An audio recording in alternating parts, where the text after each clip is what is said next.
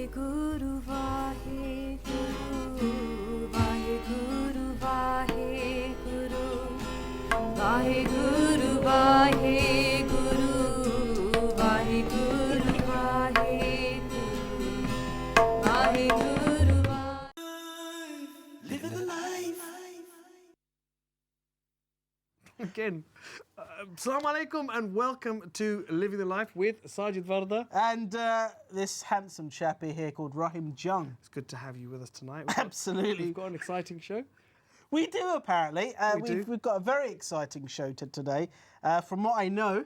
From what I remember. From what I remember even. Having spoken to our producer a few minutes ago. We do. Actually, we've got more competitions. Yes, we do. We do. So we have somebody from the Sikh community who's become a bit of a YouTube sensation. He has indeed, because of a fracas he had with a member of the public who was most racist. Yeah. I'm also talking about a very significant issue of the Sikh minority in Pakistan. You don't hear that much about that, do you? Very interested in this very cool fact as well. Yeah. Well, we do now, that's right. A thought-provoking show indeed, and as I said, we're going competition crazy today as well. But first, did you know there are some 37,000 Sikh Pakistanis living in Pakistan? That's amazing, isn't it? I really didn't know that. I mean, I knew there were a few. Obviously, there's minority populations in most countries, but I didn't know 37,000 in Pakistan. It begs an interesting question. You don't hear about any kerfuffles or violence or anything like that, do you? Well, I hope we don't hear that from our next guest. Absolutely. Sadly, the minority population has been facing significant oppression recently, as Diane DeSober has this report for us. Sikh pilgrims from all over the world praying side by side. This is one of the most sacred sites in Sikhism, located in Hassan Abdal in Pakistan, where the religion was founded 500 years ago. But in the Muslim country, Sikhs are now a tiny minority, numbering a mere 20,000. Among them, a man in grief. His son was one of the victims of a wave of attacks against the community last year. Back at his home in Peshawar, Harban Singh is still in shock. We are Pakistani nationals. We live here. So why did this happen to us? We're devastated by this brutality. How can this happen to us? His son's sudden death left 3 children orphaned. In the bazaar where the attack took place, the family's bakery remains closed. Across the street, another Sikh shopkeeper witnessed the shooting. We do think of moving, but if we do, who will look after the business? How will we make ends meet and feed our children? We work, but we are very afraid. We feel fear in our hearts.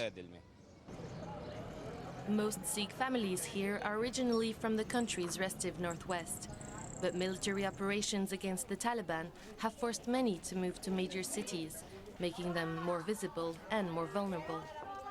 In the second half of last year, 5 other Sikh traders were murdered in similar attacks. There are no official leads in any of the cases, increasing the community's sense of insecurity.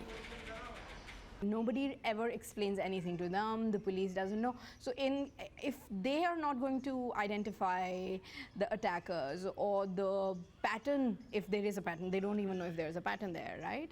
So that's their concern is that they would never be able to, they would never be sure as to why they're being targeted, other than the fact that they are vulnerable, the security situation is bad, and people do not want to see minorities flourishing at all.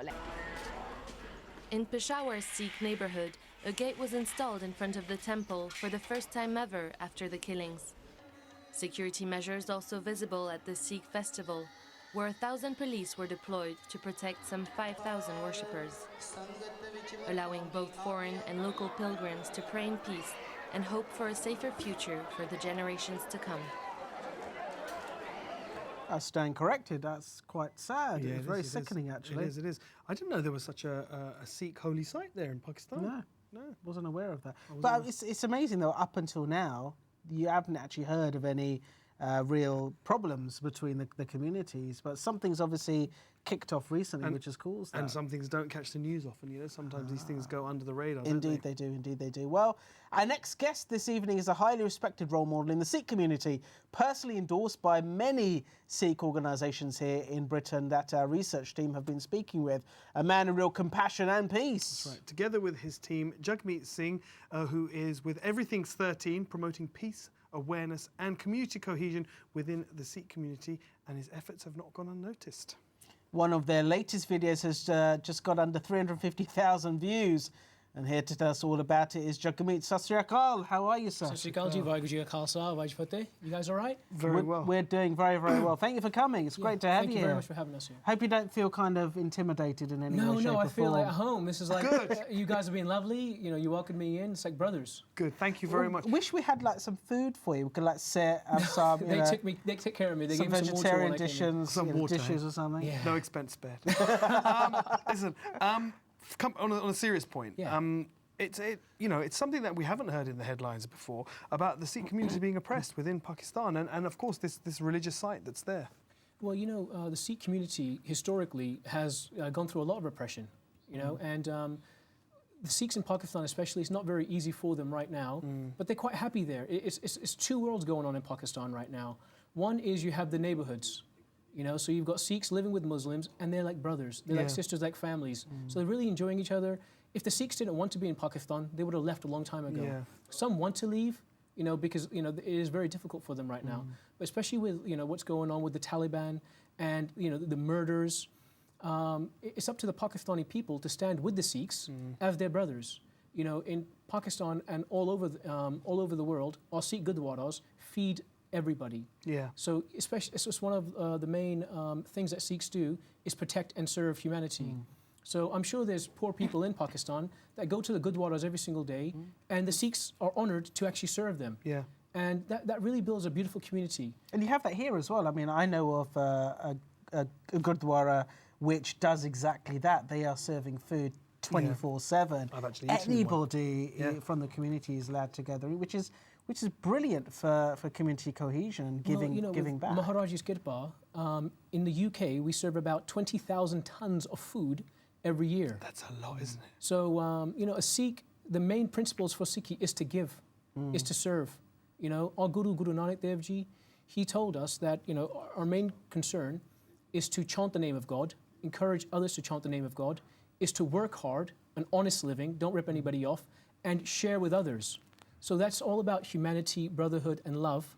And so these are Sikh principles, but these are human principles. But it's also important to state that from recent studies, we understand that the Sikh community gives back or contributes over £7 billion to the British economy.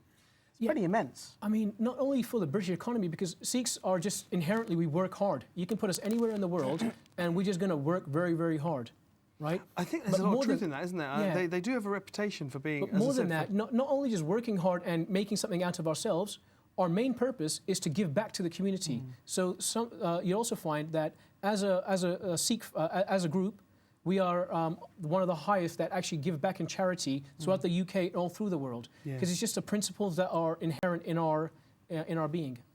I think you're echoing, and I think whenever you look at when you break down many of the faiths and you look at the essence of the faith, you find that these principles of charity, of selflessness, of giving are there. You know, within our faith, we're told that the best people are the people who give the most or who benefit the community the most. And I think often this is missed in what is today a very secular world, particularly in the Western world, or particularly in Western Europe anyway, where religion seems to be something from a bygone time. But actually then really in many respects with austerity and the difficulties, there's never been a better time for those values really of giving and sharing. I couldn't agree more. And those are, again, very human values. So if a religion is not actually helping you become more compassionate to your fellow man, not helping you become more loving, more giving, then what is the value of that religion? So if any religion, no matter what it is, so Sikh would never try to convert anybody to their religion, we'd encourage them, we'd encourage a Muslim to become the best Muslim and give and love. The Christian to do the same. The Sikh's responsibility is to do that.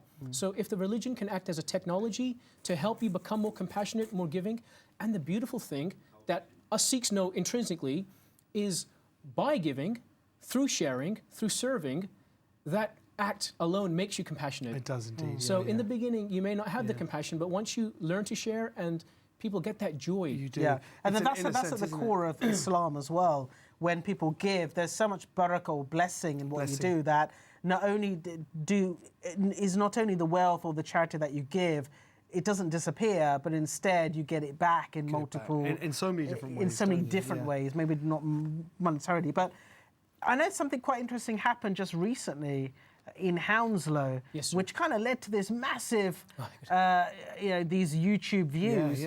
Tell us what happened. Well, we do something called Street Parchar these days. You know, us as a Sikh community, we haven't been very vocal in who we are, what we do. We just normally go about our business and are really good people, and we give back to the community. But we haven't done a great job of telling people who we actually are, what our history is. So that's something that we're trying to address through our charity, Everything's 13 Basics of Sikhi. So we go out there now and do something called Street Parchar, and that is literally going out in the street and talking to people, engaging with the British public, whoever they are, be they Christian, Muslim, or whatever it is, and actually saying, hey, look, do you know about Sikhs? Do you know where they come from? Let's take a look at this video, actually, of what you do exactly on Everything 13. Take a look at this. You're not English, no? Sir, if I tell you one thing, right? You're not English. If I saw you in the street and anything happened to you, I'd give my life for you. That's why I carry this weapon. If I saw anything happen to you, if there's 10 people attacking you, I'd give my life for you. That's why Sikhs carry this, to protect others, sir. Wow, I tell you what, controversial stuff there. And those two police officers standing by as well? Yeah, I mean, the police officers were lovely. They were actually, you know, telling the gentleman about Sikh rights and what it is. And the gentleman, you know, this video really highlights the need for Sikhs to be out there in the community, raising awareness of who we are. I tell you, I've got an interesting question for you, actually, going off script a little bit. There's been a massive rise in Islamophobia. We know that in the last few years. I imagine that a percentage of the Sikh population gets swept up in that because for many people from the outside, they don't know the difference between a guy with a turban and a beard who's a Muslim and a guy with a turban and a beard who's a Sikh. Yeah. And you guys must be feeling the effect of that as well. Well, I think we feel the bulk of the effect because your ordinary Muslim, that's a householder, is not going to wear a turban and a beard. Yeah, especially not a long beard like myself, uncut beard and a turban. So what you have is, with Islamophobia, you have these terrorists committing these atrocities in the name of Islam, which does not represent most Muslims. No, that's right. It actually, most Muslims would condemn them. But the average person at home is going to see this happening on TV, see a gentleman like myself with a dastar, with a dadi, and they're going to say, oh, that's a terrorist. That's one of those terrorists that we've seen, one of our main goals is to be out there in the public and say, actually, look, don't mess with the Muslims, right? The Muslims are not doing these extremists are doing these. If anything, we should all fight the extremists. And number two, we are Sikh, we are not Muslim.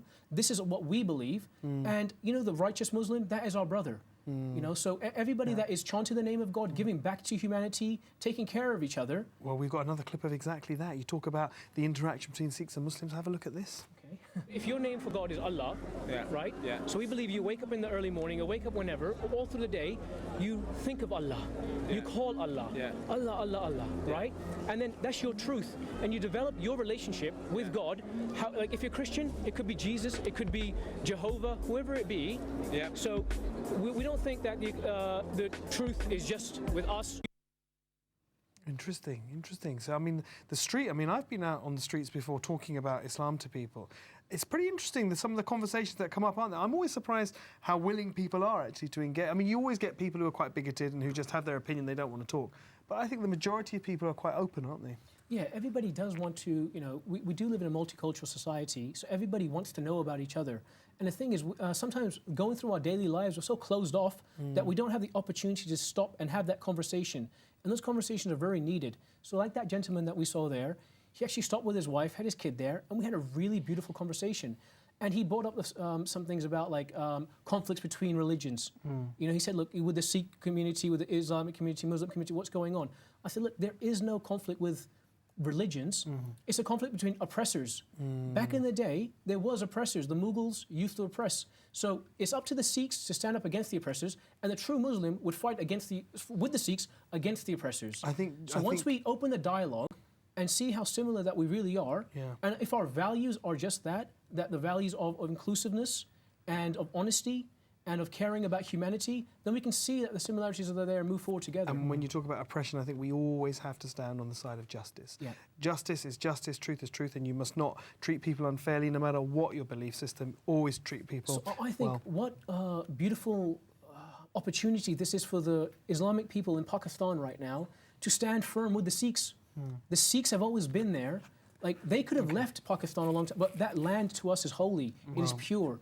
Our origins was from there. Hold that thought, because we're going to be going to a break.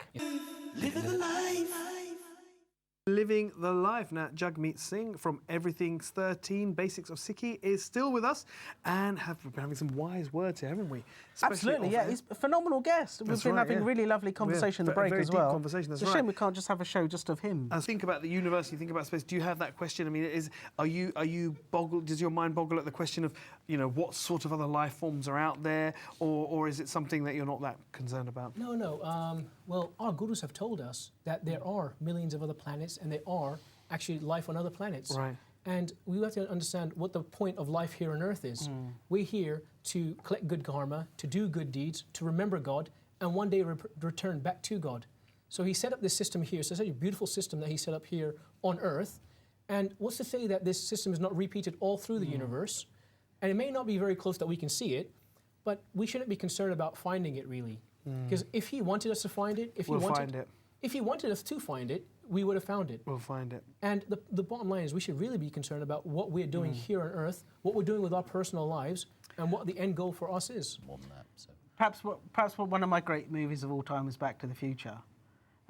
If you could jump into a DeLorean And go back in time. go up to 85 miles an hour and go back in time, where would you like to be? Well, I guess, you know, I would like to see things like the Apollo launches, I think. That would be exciting, you know, those kind of things. But there's all kinds of times, really, dramatic events in the sky, maybe being around when Galileo was getting his first telescope together, you know. I don't know, all these kind of things. These would be fun. But there's all manner of moments in history. Same question for you. You know, I used to dream about that. I used to think, how lovely would it be? And me, I'm a bit selfish, so I would have gone back into my own time period and tried to fix things that went wrong. There you go. But now I see the value in all the things that did go wrong, because it leads you to the path you're on. Absolutely. So, you know, Very with much happiness so. and contentness. Very much so. Let's press on to the future. And yourself, sir, Jagmeet, how can people find out a bit more about the great work, the charitable work, perhaps the interfaith work that you guys are doing right now? Well, everything we do is online now. We've got our Facebook page, Everything's 13, Basics of Sikhi, and our YouTube channel, Basics of Sikhi, at YouTube. We've set up something called the Sikh Press Association now, and that is going to be a place where all British media and media throughout the world can go and get the real story from the Sikhs directly with rich content. And the main thing that we want to do is spread awareness about what Sikhs do and why we're here, and actually the value that we're adding to this multicultural country that we live in. Well, you've certainly done a good job of telling us all about that today. And thank you as well for coming to the aid of the Muslims who are under attack with Islamophobia as well. Yeah, definitely. You've done some great work there too. You know, that's our responsibility to take care of each other. You know, once we recognise that we are one, we actually share the same God, right? You know, during the London riots, the Sikhs would stand out in front of the mosques while the Muslims went in to pray. And that goes against the typical, stereotypical view that people have of Sikh and Muslim relations. So we want to get the truth out there that we have more in common than we do that separates us. That's it. We need to get that message out there. Thank you very much. Well, it's been a fantastic show. Thank you ever so much, of course, to you at home. Till tomorrow. Assalamu alaikum. Thank you, Your Grace.